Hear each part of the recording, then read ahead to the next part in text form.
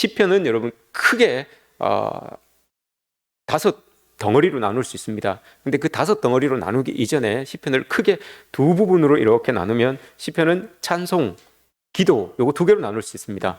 대부분이 찬송이고 많은 부분이 또 기도로 이렇게 나눠져 있습니다. 특별히 기도에 속한 그런 시편들은 이렇게 보시면, 그 시편을 이렇게 읽어보시면 그 안에 우리 인생 살아가면서 겪게 되는 많은 상황들 있잖아요. 그 상황들에 대한 기도의 제목이 이렇게 들어져 있어요. 예를 들어서 오늘 본문 이 90편, 시편 90편은 기도에 대한 시편입니다. 그러면 요 안에 기도의 내용이 들어있겠죠? 기도의 내용, 우리가 사는 이 삶과 동떨어져 있지 않아요. 우리도 살아갈 때 여러분 기도의 제목들이 이렇게 있잖아요. 삶을 지내다 보면 기도의 제목들이 생겨납니다. 오늘 시편 90편에도 모세가 이 시편을 통하여서 삶의 자리에서 주어진 그 기도의 제목을 하나님 앞에 이렇게 올려드리고 있는 모습을 보게 됩니다. 굳이 제목을 붙여본다면 오늘 우리가 읽은 본문 말씀 앞뒤를 통하여서 볼 수 있는 것은 죄와 빨리 지나가는 인생, 이렇게 제목을 붙일 수가 있어요. 죄와 빨리 지나가는 우리의 인생이라고 이렇게 제목을 붙이죠. 우리 인생이 여러분 빨리 지나갑니다. 생각보다 빨리 지나가요. 오늘 이 모세도 오늘 본문에서 이야기를 합니다. 우리 인생이 얼마나 빨리 지나가는가 하면 보세요. 3절, 4절, 5절 말씀을 이렇게 보시면 이렇게 빨리 지나가는 인생을 이야기합니다. 1000년 같았는데, 그죠? 1000년이 지나간 것 같은데 어젯밤 하루 같다라고 이렇게 이야기를 합니다. 1000년을 살았는데 돌아보니까 야, 하루 저녁밖에 되지 않네, 이렇게 지금 고백을 하고 있어요. 또 뭐라고 합니까?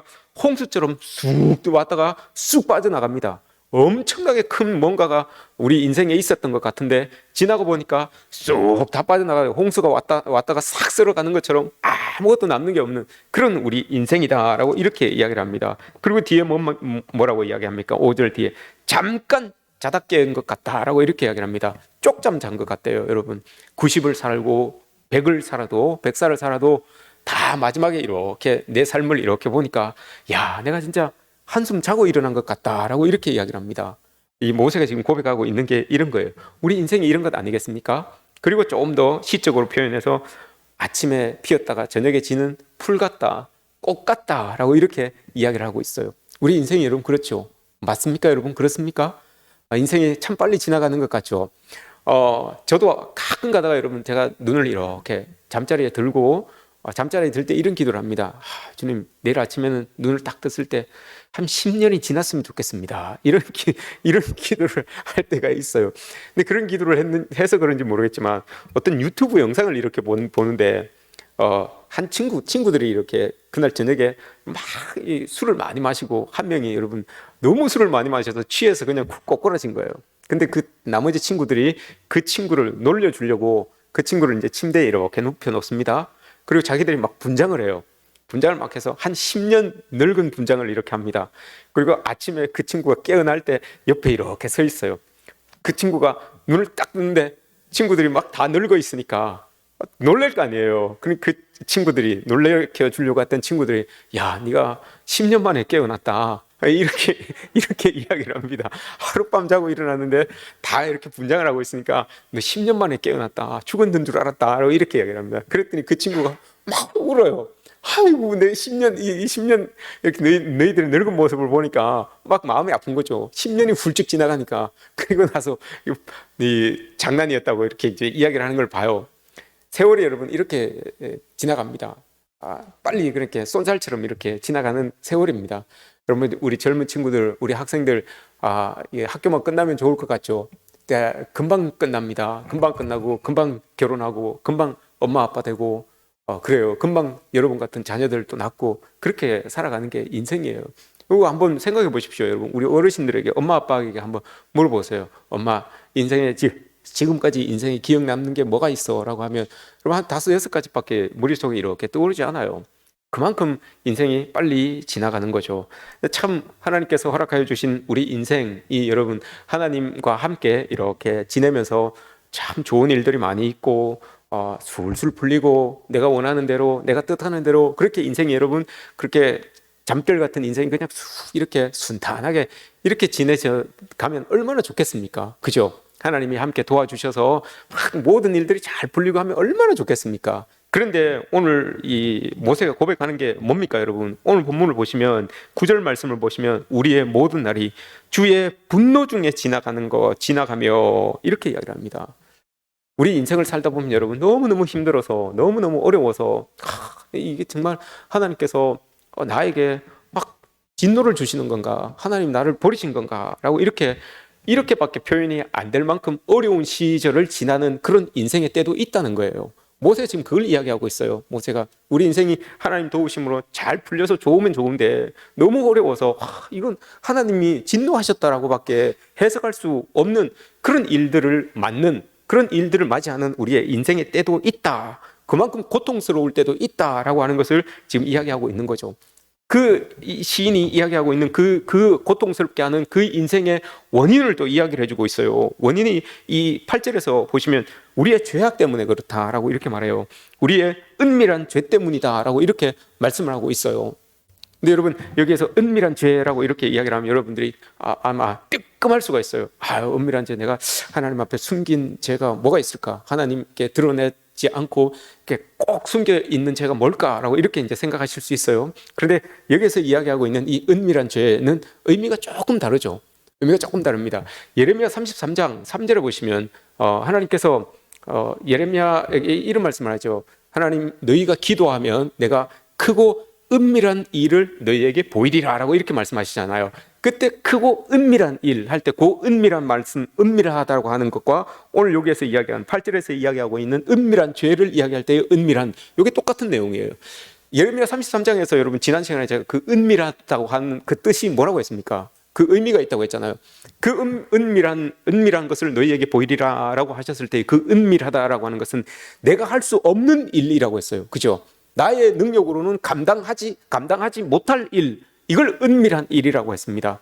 그런데 그것을 우리가 기도할 때 하나님께서 나는 감당치 못하는 그 일인데 하나님께서 내 앞에 딱 갖다 주신다. 하나님이 해결하셔서 딱 갖다 주신다. 이렇게 말씀드렸잖아요.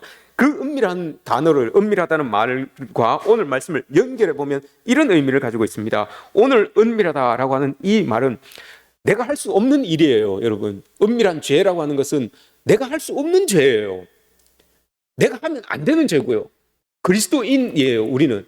그리스도인으로서 하면 안 되는 죄, 내가 할 수 없는 죄, 도저히 그리스도인이 지었다고 말할 수 없는 죄, 이런 걸 은밀한 죄라고 이렇게 이야기를 해요.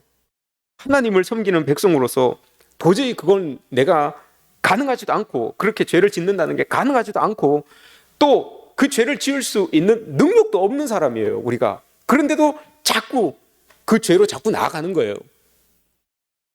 그 죄를 짓지 말라고 하나님께서 우리를 자꾸 붙들어 주시고 하시는데 그 하나님을 자꾸 우리가 밀어내는 거예요. 이게 여러분 오늘 본문에서 이야기하고 있는 은밀한 죄예요. 하나님은 그러지 말아라 하고 우리를 자꾸 당겨주시는데 우리는 자꾸 여러분 내 능력을 믿고 자꾸 하나님을 자꾸 밀어내는 거예요. 자꾸 밀어내면서 엉뚱한 일들, 그리스도인으로서는 짓지 말아야 되는 죄인데, 하지 말아야 되는 일인데 그걸 자꾸 하려고 발걸음을 옮겨가는 거, 이게 여러분 은밀한 죄예요. 이런 것들 때문에 지금 모세가 고민하고 있다는 거죠. 이런 죄를 이야기합니다. 하나님을 배제시키는 그런 죄. 이것 때문에 우리가 고통 중에 있는 인생을 사는 것 같다라고 이렇게 말하고 있습니다. 그리스도인 중에는 여러분 죄인이 두 종류가 있습니다. 그리스도인들, 우리 모두가 죄인인데 그리스도인들을 두 종류의 죄인으로 이야기를 할 수가 있습니다. 한 종류는 들킨 죄인, 또 한 종류는 들키지 않은 죄인.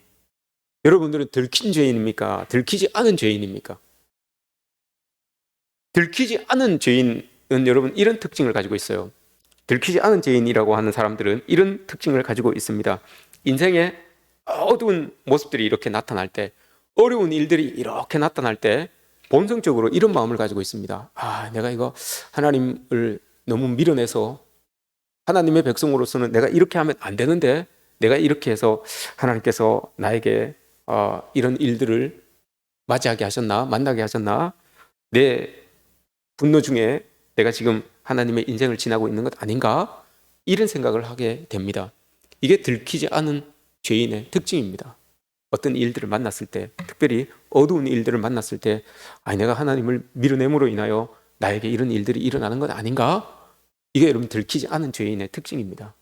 들킨 죄인은 하나님 앞에 들켰으니까 하나님 앞에 회개하면 되는 거잖아요. 그죠? 하나님 앞에 회개하면서 용서해 주세요라고 이렇게 하면 돼요. 근데 들키지 않은 죄인은 이런 마음이 있어요. 들키지 않았어요. 아직까지 하나님 앞에 들키지 않았다고 생각하고 있어요. 그래서 어떤 일들을 나의 죄와 연관을 시켜서 생각을 하게 됩니다. 이게 들키지 않은 죄인의 특징입니다. 오늘 시편 90편 이 기도는 여러분 회복의 시작을 알리는 기도예요. 모세가 지금 이렇게 이야기를 했지만 이 기도를 통하여서 나는 회복되기를 원합니다 라고 이 마음을 담고 기도하고 있는 거예요. 그가 기도합니다. 오늘 본문의 말씀처럼 여호와여, 오늘 13절 여호와여 돌아오소서라고 이렇게 이야기를 합니다. 이게 전부예요. 하나님 앞에 들킨 죄인이든 들키지 않은 죄인이든지 간에 하나님 앞에 기도합니다. 여호와여 돌아오소서. 이게 다예요. 이 말이 이렇게 기도한 이유를 모세가 이야기를 합니다. 오늘 말씀에서 이야기를 합니다. 왜 이런 기도를 했는가 하면 12절 말씀과 연관을 지켜서 보시면 돼요. 12절 말씀 우리에게 우리 날 계수함을 가르치사 우리에게 우리의 날 계수함을 가르치사. 이 말이 여러분 제가 앞에서 말씀드린 그거예요. 하나님 우리 인생이 참 이렇게 빠르네요. 우리 인생 이렇게 빠른데 내가 하나님을 밀어내면서 이렇게 살 이유가 뭐가 있겠습니까? 이거예요. 하나님 우리 인생이 내가 돌아보니까 참 인생이 이렇게 빨리 지나가는데 내가 뭐 이룬 것 같은데도 홍수처럼 싹 다 밀려가고 내가 뭐 뭔가를 한 것 같은데도 아무것도 지금 잡히는 것도 없고 이렇게 빠른 인생 속에서 내가 하나님을 저버리면서 하나님을 밀어내면서 그렇게 살 이유가 뭐가 있겠습니까? 하나님 돌아오십시오. 돌아와 주십시오 라고 이렇게 기도하는 거예요. 얼마나 인생이 빨리 지나가느냐 이걸 보여주고 있는 거죠. 근데 이 말씀 안에는 또 많은 의미가 담겨져 있죠. 빨리 지나가는 인생 속에 그 인생을 어떻게 살았냔 말입니다. 그 안에 고백되지 못하는 모세만이 알고 있는 자기의 인생, 그 빨리 지나갔던 인생 속에 내가 하나님을 어떻게 대했는지 그게 지금 이 본문 안에 묻어들어 나오는 것 아니겠습니까? 그래서 하나님 앞에 여호와여 돌아오소서라고 이렇게 기도하는 거예요. 지금 여호와가 떠나간 것처럼 그렇게 느껴진 인생을 살았다는 것 아닙니까? 그렇게 빨리 지나가는 인생 속에서 그러니 하나님 나에게 돌아와 주십시오. 이 기도가 가진 의미가 또 있어요. 여호와여 나에게 돌아와 주십시오라고 이 의미가 하나님밖에 없습니다. 이런 뜻이에요. 이게 앞에서 제가 이제 앞에 본문과 이렇게 연결을 시켜주겠습니다. 에스라 4장을 보시면 여러분, 에스라 4장을 보시면 이스라엘 백성들이 포로에서 돌아와서 성전을 짓습니다. 성전을 이제 재건축하죠. 성전을 건축하는데 막 예배를 드리고 성전을 건축하고 막 시작했어요. 시작했는데 안 돼요. 마음이 안 맞는 사람도 생기고 밖에서 외부에 막 어려운 일들도 생기고 또 내부에 적들도 생기고 해서 이게 방해 때문에 또 이기적인 사람들 때문에 이게 성전을 짓다가 멈추게 됩니다. 성전을 짓는 것을 이제 멈춰요. 멈추고 나서 그냥 그렇게 멈춰진 대로 사람들이 자기들의 삶에 돌아가서 열심히 살아갑니다. 자기들의 삶에 성전 짓던 그 일은 망치고 그만두고는 자기 삶에서 살아가요. 근데 포로에서 돌아온 이유가 여러분 여호와의 성전을 건축하여서 그곳에서 하나님을 예배하면서 그 하나님 나라를 자기들의 삶의 자리에 구축해 나가는 거, 만들어 나가는 거. 이게 여러분 이스라엘 백성들이 포로에서 돌아온 이유예요. 삶의 목적이에요. 이유예요. 근데 그걸 다 잃어버리고 자기들의 삶의 자리로 돌아가서 바쁜 나날들을 보냅니다. 열심히 살아가요. 이걸 가지고 여러분 에스라 6장에서는 영적인 잠에 빠졌다라고 이렇게 이야기를 합니다. 돌아온 이유와 목적이 있는데 그 이유와 목적은 내팽개두고 그냥 자기들의 삶의 자리에서 열심히 바쁘게 살아갑니다. 이걸 영적인 잠을 잔다라고 이렇게 이야기를 하고 있어요. 깊은 잠에 빠져들어갑니다. 여러분 게으른 사람들이 영적인 잠에 빠지는 것 같죠? 안 그래요 여러분. 에스라 4장 5장 6장을 한번 읽어보세요. 자기 삶에 너무 바쁘다 보니까 여러분 하나님의 관계를 그 자기의 성실함으로 자기의 열심으로 하나님과의 관계를 덮어버려요. 그게 영적인 잠이에요. 게을러서 여러분 성경 안 보고 게을러서 기도 안 하고 이게 여러분 영적인 잠이 아니에요. 열심히 자기들의 삶에 바쁜 나날을 보내요. 열심히 자기들의 삶을 살아가요. 이 내용이 여러분 학개, 스가랴 여기에서 또 똑같이 나와요. 학개, 스가랴 선지자가 이야기하기를 학개 선지자와 스가랴 선지자가 나와서 이제 성전 건축하는 것을 다시 동료하여서 다시 짓게 하거든요. 근데 이 사람들이 나와서 동료하기까지 16년이 지나가요. 16년이. 성전을 짓다가 멈추고 나서 다시 성전을 짓는데 16년이 지나요. 근데 16년을 어떻게 살았는지 학개 선지자가 학개 1장에서 이야기해줘요. 여러분들이 참 열심히 살았네요. 너무 비꼬는 거예요. 너희들이 참 열심히 살았네요. 하나님의 성전을 건축해야 되는데 저렇게 내버려두고 여러분들은 정말 열심히 살아서 집도 샀네요. 이렇게 이야기를 합니다. 학계 1장 4절을 보시면 제 말이 아니고요. 그렇게 이야기를 해요. 어우, 집도 샀네요. 이렇게 이야기를 해요. 학계 1장 4절을 보시면 집도 샀네요. 그런데 하나님의 성전은 어떻습니까? 라고 하면서 막 이제 다시 격려를 하는 거예요. 그래서 돌아오는 거예요. 그래서 4장 마지막 절과 이제 4장 마지막 절에서 성전이 멈춥니다. 그리고 읽으려면 저기 학계 스가랴로 가서 읽으셔야 돼요. 5장으로 바로 가지 마시고. 그리고 학계 스가랴를 읽고 난 다음에 5장을 딱 읽으시면 되는 거예요. 5장 1절에서 성전을 다시 짓습니다. 그 4장 24절 마지막 절과 5장 1절 사이에 여러분 아무것도 없잖아요. 16년이 들어있는 거예요. 그 자리에. 그 사이에 16년이 들어가 있는 거예요. 아무것도 안 하고 영적인 잠에 굴굴 지금 자고 있는 그 16년이 그 행간에 들어가 있는 거예요. 열심히 살았죠. 아무것도 안 하고 손 놓고 있었던 건 아니에요. 자기의 삶의 자리에서 열심히 최선을 다해서 살았어요. 정말 집도 장만하고 그렇게 잘 살았어요. 그런데 영적인 잠을 잔다라고 이렇게 말하는 겁니다. 그런 사람이 여러분 영적인 잠에 빠지는 게 아니에요. 여러분들 삶의 자리에서 최선을 다하고 열심히 다하는 사람들이 오히려 하나님의 일을 그 영적인 나의 성실함으로 하나님과의 관계를 이렇게 덮어버리고 영적인 잠에 취하는 사람들이 많다는 거예요. 그래서 학개와 스가랴가 그들의 영적인 잠을 깨게 합니다. 막 이렇게 깨우쳐줍니다. 그러면 안 됩니다. 여러분들이 여기 돌아오는 이유가 뭡니까? 그러면 안 됩니다라고 해요. 그래서 다시 시작을 하게 되죠. 그리고 에스라 7장으로 넘어가면 에스라서의 주인공인 에스라가 등장합니다. 4장, 5장, 6장에서 나왔던 그 학개 스가랴가 안 나와요, 이제. 그리고 나서는 7장에서는 에스라가 등장해서 그 일을 주도해 나갑니다. 이게 뭘 이야기합니까, 여러분? 그렇게 열심을 내고 있었던 학개 스가랴, 이 사람들도 여러분 시간이 지나니까 다 지나가더라는 거예요. 하나님의 일에 열심을 다하였던 사람인데도 시간이 지나니까 4장, 5장, 6장에서 막 몇십 년을 50년, 60년을 그렇게 열심히 했는데 꼭 한 장 싹 지나가니까 7장 딱 가니까 이 사람들이 이제 안 나와요. 물론 1차 포로기, 2차 포로기 사이에 60년의 시간이 있었지만 그걸 연결해서 이렇게 보면 그렇게 열심히 했던 사람들도 시간이 쭉 지나니까 뒤에 역사의 뒤편으로 다 빠지게 됩니다.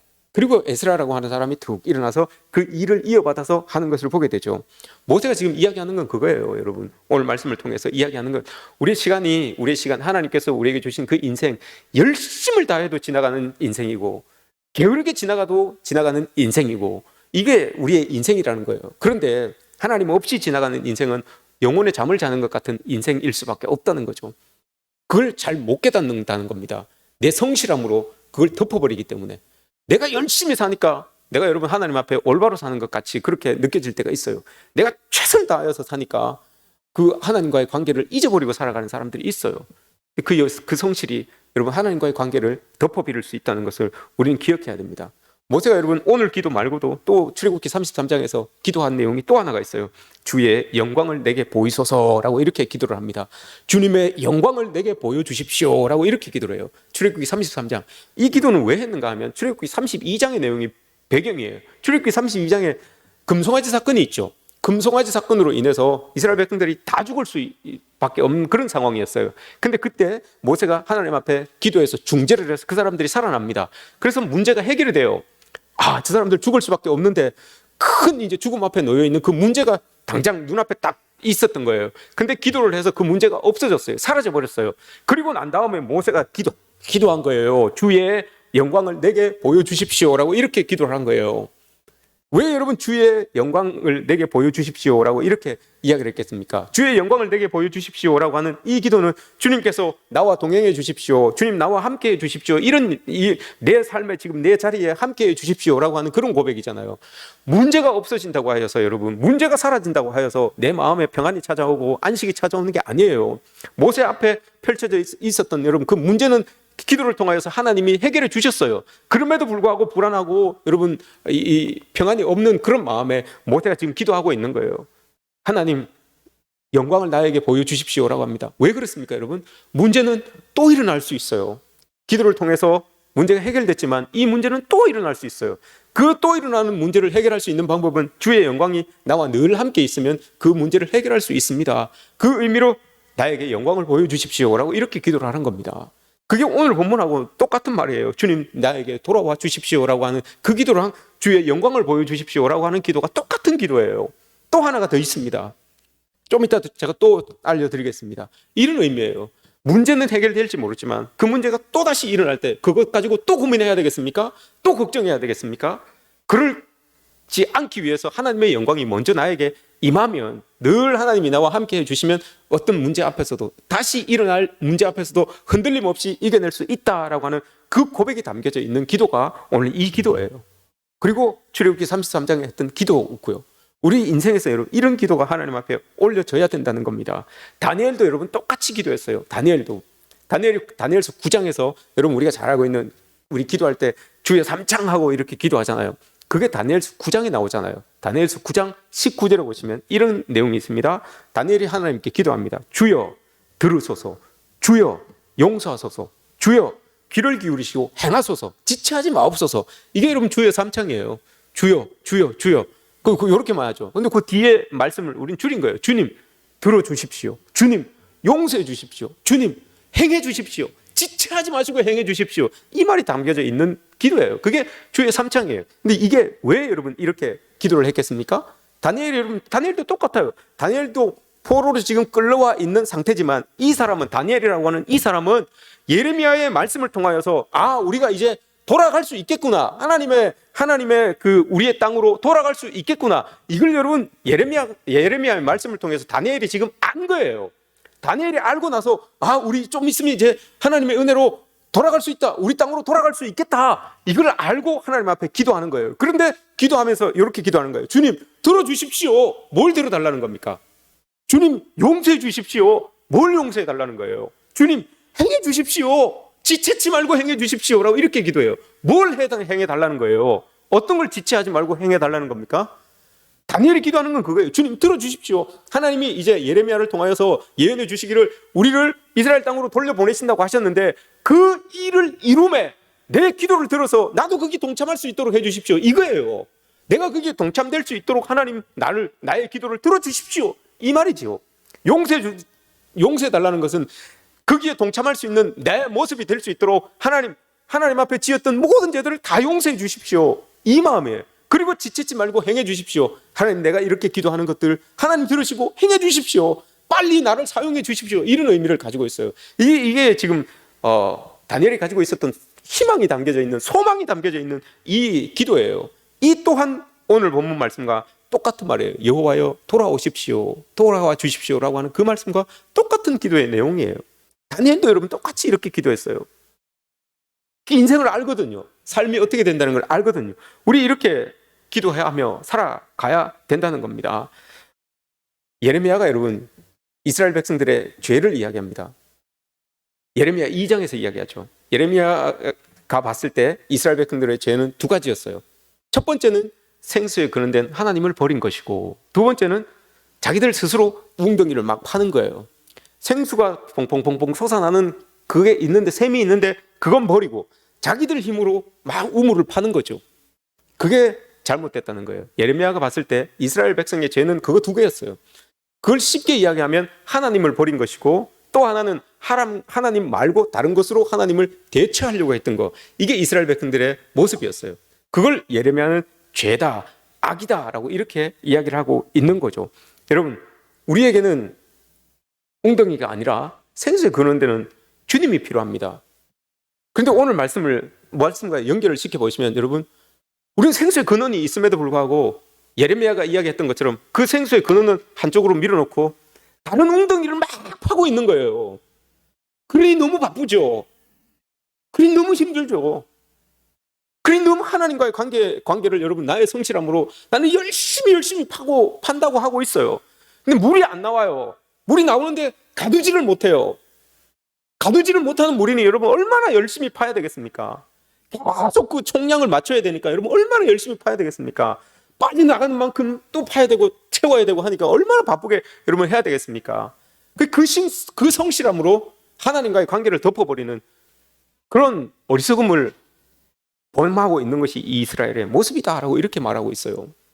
우리도 여러분 그런 우리 인생에서 그런 어리석음을 범하지 않았으면 좋겠어요. 생수의 근원이 있어요.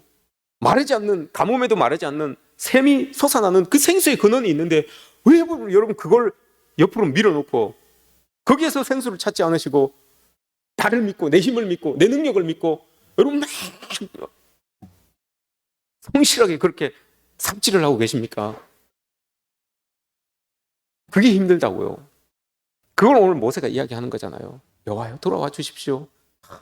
이게 아니네요. 내 인생 보니까 그게 아니었네요. 내 인생 보니까 하나님이 전부였네요. 이걸 고백하는 거죠. 여호와여 돌아오십시오라고 하는 게 하나님이 필요합니다. 저에게는 하나님이 필요합니다. 하나님이 전부입니다. 이 고백이잖아요. 이걸 여러분 인생의 말년에 지금 모세가 고백하고 있는 거예요. 우리가 연수가 70이요 관건하면 80인데 더 허락하시면 90까지 사는데 이렇게 이야기를 하면서 돌아보니 하나님 아무것도 아니었네요 라고 하면서 하나님 돌아와 주십시오. 내가 하나님을 밀어냈던 것 참 어리석었네요. 나의 인생에 있어서 하나님밖에 없네요 라고 이렇게 지금 고백하고 있는 겁니다. 민수기에서 여러분 이 기도가 여호와여 돌아오십시오 돌아오소서 하고 하는 이 말이 민수기에서 먼저 사용됐어요. 민수기에서 사용을 합니다. 모세가 민수기 10장에서 이렇게 이야기를 합니다. 10장 35절 36절 말씀을 보시면 여호와여 돌아오십시오 라고 하는 이 말씀이 나와요. 하나님께서 광야를 지날 때 하나님께서 이스라엘 백성들에게 가르쳐준 기도가 두 개가 있어요. 두 개가 하나는 여호와여 일어나소서이고 또 하나는 여호와여 돌아오소서입니다. 여호와여 일어나소서라고 하는 이 말씀은 민수기 10장의 말씀과 연결시켜 보시면 여호와여 일어나소서라고 하는 말씀은 35절 10장 35절에서 여호와의 괴가 떠날 때 모세가 말하되 여호와여 일어나사 이렇게 이야기를 합니다. 여호와여 일어나소서라고 하는 이 말은 하나님께서 먼저 앞서가 주셔서 우리 대적과 싸워주시고 그 길을 열어주십시오. 대적을 다 흩으셔서 우리 가야 될 그 길을 하나님께서 열어주십시오. 이 말이에요. 이 말이 여호와여 일어나소서 요 말 안에 담겨져 있어요. 하나님이 일어나셔서 우리 앞서 가야 되는 우리 가야 될 그 길에 하나님 먼저 앞서가 주셔서 대적이 있다면 그 대적들을 다 흩으시고 우리 길을 예비해 주십시오. 이게 여호와여 일어나소서예요. 하나님께서 가르쳐 주신 기도가 그거예요. 광야를 지나는 백성에게 가르쳐 준 기도 첫 번째가 그거고요. 두 번째는 여호와여 돌아오소서입니다. 여호와여 돌아오소서라고 하는 것은 여호와여 일어나소서와 반대 개념이에요. 여호와께서 일어나셔서 이제 괴가 떠날 때 여호와여 일어나소서라고 했잖아요. 괴가 쉴 때 여호와여 돌아오소서 이렇게 이야기합니다. 괴가 쉰다는 것은 진행하다가 여러분 쉬는 거예요. 전쟁 나갈 때 괴를 들고 나가잖아요. 전쟁에 이겨서 다시 돌아온 거예요. 다시 돌아와서 자기 진영에 괴가 이렇게 머무르게 되는 거예요. 그때에 여호와여 돌아오소서라고 이렇게 이야기를 합니다. 왜 여러분 이렇게 기도했을까요? 여호와여 돌아오소서. 전쟁은 이겼지만 하나님이 우리와 함께 하지 않으시면 우리에게 평안이 없고 우리에게 위로가 없습니다. 하나님이 우리와 함께 하지 않으면 아무리 전쟁을 이겼어도 문제가 해결돼도 우리에게 평안이 없고 위로를 못 느낍니다. 그러니 하나님 우리에게 돌아와 주십시오. 우리와 함께 해 주십시오. 주님이 함께 하실 때 우리에게 참 안식이 있고 참 평안이 있습니다. 이걸 고백하는 거예요. 전쟁에서 싸울 때는 하나님이 먼저 가서 싸워주시고 이기고 돌아왔을 때도 하나님이 그곳에 계시지 마시고 우리와 함께 하셔야지만 문제가 해결돼도 전쟁에 이겨도 우리가 은혜를 얻을 수 있고 평안을 얻을 수 있습니다. 그러니 하나님 돌아와 주십시오. 하나님 우리에게 돌아와 주십시오라고 이렇게 고백을 하는 겁니다. 이거 두 개를 가르쳐 주셨어요. 우리 삶이 여러분 궁극적으로 이거 아닙니까? 세상 속에서 열심히 살다가 그 삶을 마치고 주님께로 돌아오고 가정으로 돌아오고 이거 아닙니까? 나갈 때는 여러분 이렇게 기도하십시오. 여러분들도 하나님 여호와여 일어나소서. 출근하실 때 여러분 그렇게 기도하는 거예요. 학교 갈 때 일하러 갈 때 여호와여 일어나소서. 함께 가서 하나님 일해 주시고 문제를 해결해 주시고 해 주십시오. 그리고 퇴근하실 때 여러분 여호와여 돌아오소서. 하나님 그때 함께 하셨던 것처럼 내 가정에도 내 집에도 함께 하셔서 그 안에 내가 머무르는 그곳에 하나님의 평안과 하나님의 위로가 있게 해주십시오. 이렇게 기도하는 거예요. 우리 인생이 여러분 그런 거죠. 하루하루가 그 인생이 하루하루가 모여서 우리 인생이 되는 거 아닙니까? 그렇게 하는 거예요. 그걸 오늘 우리에게 가르쳐주고 계시는 거 아니겠습니까? 오늘 본문에 하나님께서 마태복음 11장에서 하나님이 우리에게 쉴 수 있는 안식할 수 있는 방법을 주셨어요. 다 내게로 오라 내가 너희를 쉬게 하리라고 하셨죠. 근데 하나님께서 뭐라고 하셨습니까? 쉬게 하는 방법이 있어요. 내 멍에를 메고 나에게 와서 배워라라고 이렇게 이야기합니다. 내 멍에는 가볍고 쉽다라고 이렇게 예수님 말씀하시죠. 근데 여러분 멍에는 멍에예요. 아무리 가볍고 쉬워도 멍에는 멍에예요. 그리스도인으로 살아가는 게 예수 그리스도의 멍에를 메고 우리가 살아가는 사람들 아닙니까? 아무리 여러분 예수님께서 쉽다고 했고 어렵지 않다고 가볍다고 해도 그게 여러분 우리에게는 멍에예요. 그리스도인으로서 그 멍에라고 하는 것은 책임감이에요. 그리스도인으로서의 책임감, 삶의 자리에서 감당해야 될 그 일들, 그리스도인으로서 감당해내야 될 일들, 이걸 지금 멍해로 이야기하고 있는 거예요. 하나님 뜻대로 살아가면, 하나님 원대로 살아가면 그 멍해가 가볍다는 거예요. 그러나 여러분, 그 멍해를 메고 있는데 하나님 뜻대로 가지 않으면 이 멍해가 얼마나 무겁겠습니까, 여러분? 하나님은 분명 내 멍해는 가볍다고 했는데, 내 멍해는 쉽다고 했는데, 하나님의 뜻대로 살아갈 때 여러분 그 멍해가 가벼운 거죠. 근데 그 멍해는 메고 있는데 하나님 뜻대로 살아가지 못하면 그 멍해가 여러분 얼마나 무겁겠습니까? 얼마나 짐스럽고 수고스럽겠습니까? 그래서 예수님께서 계속 말씀하시는 거죠. 와서 배워라. 멍해를 베고 일단 배워라. 배워야지만 그 멍해의 무게를 느끼지 않는 거죠. 그 멍해만 메고 여러분 살아가려고 하면 얼마나 무겁겠습니까? 그때 여러분 기도하라는 겁니다. 여호와여 돌아오소서. 하나님밖에 없네요. 하나님밖에 없네요. 내 멍해를 메고 이렇게 인생 살아보니 하나님밖에 없네요. 이렇게 고백하며 주님께 기도하라라고 이렇게 말하는 거예요. 우리는 이렇게 하나님 앞에 기도하면서 살았으면 좋겠습니다. 우리 젊은 친구들, 우리 자녀들 하나님 앞에 이렇게 기도하는 거예요. 하나님, 여호와여 돌아와 주십시오. 하나님밖에 없네요. 이 기도가 있을 때 이게 가장 큰 능력의 기도 아니겠습니까? 우리 인생 아직까지 살 날이 많이 남은 친구들이 하나님밖에 없네요. 이 믿음 가지고 여러분 살아가면 대단한 믿음 아닙니까, 여러분? 하나님밖에 없네요. 그럼 정말 하나님밖에 없다고 믿고 사는 그 친구에게 여러분 하나님 능력 안 주시겠습니까? 하나님 안 도와주시겠습니까? 그런 믿음을 가지고 우리 친구들이 또 우리 성도들이 그렇게 살아내셨으면 좋겠습니다. 에스라가 여러분 10장에서 에스라가 7장에서 등장해서 이제 성전을 건축해 나가잖아요. 성전을 건축해 나가는데 이 에스라가 일을 하다 지쳐요. 우리도 하나님 일을 하다 보면 지치잖아요. 에스라가 지쳐요. 일을 하다가 지쳐요. 그래서 덜썩 주저앉아 있습니다. 이 일을 계속 해야 되나 말아야 되나 라고 이렇게 고민하고 있죠. 근데 그때 10장에서 하나님께서 사람들을 보내주셔서 에스라를 위로합니다. 에스라에게 사람들을 보내주셔서 말합니다. 당신 일어나야 됩니다. 당신 일어나야 됩니다. 당신이 주장할 일이니 일어나소서. 우리가 도움겠습니다. 힘써서 이 일을 마무리해 주십시오 라고 이렇게 이야기를 합니다. 그랬더니 이에 에스라가 일어나라고 이렇게 말하고 있어요. 에스라 10장 4절 5절에서 그렇게 이야기를 하고 있어요. 일을 하다 보면 지칠 때가 있습니다, 여러분. 우리 인생 살다 보면 정말 어렵고 힘든 상황들을 만나서 넘어지려고 할 때가 많아요. 상황이 좋지 않을 때가 있어요. 그때 덜썩 주저앉고 싶은 마음이 들죠. 그러나 여러분, 그때 기도하라는 거예요. 오늘 모세가 이야기해요. 여호와여 돌아오소서. 내가 주저앉아 있는 이곳에 하나님 함께하여 주셔서 나를 다시 일으켜 세워 주십시오. 나에게 다시 힘을 주십시오. 이 기도예요, 이게. 우리에게 필요한 거 이거 아닙니까, 여러분? 하나님, 나에게 돌아와 주십시오. 나에게 힘을 주십시오. 다시 일어나게 해 주십시오. 이게 여러분 우리 기도 아닙니까? 우리 삶에 이 기도만 있으면 되는 것 아닙니까? 이렇게 기도하면서 하나님 붙들고 나아가는 거죠. 서점에 가보면 여러분 자기 개발서가 많죠. 어떻게 하면 내가 더 뛰어난 사람으로 나의 이 포텐을 터뜨릴 수 있는 방법이 뭐냐, 이런 것들을 이제 가르쳐주는 책들이 많아요. 근데 그 책들을 이렇게 보시면 하나같이 이야기하는 게 있어요. 하나같이 이야기하는 사실, 빼놓지 않고 이야기하는 사실이 하나 있어요. 아무리 좋은 방법을, 아무리 다양한 방법을 이렇게 이야기를 해도 변화하고자 하는 마음이 없는 사람에게는 안 통한다, 이 말이에요. 변화하고자 하는 마음이 없는 사람에게는 아무리 좋은 방법을 권해도 안 통한다는 거예요. 그리고 내 문제를 발견하지 못하고, 발견했지만 그 문제를 인정하지 않는 사람도 안 통한다, 이 말이에요.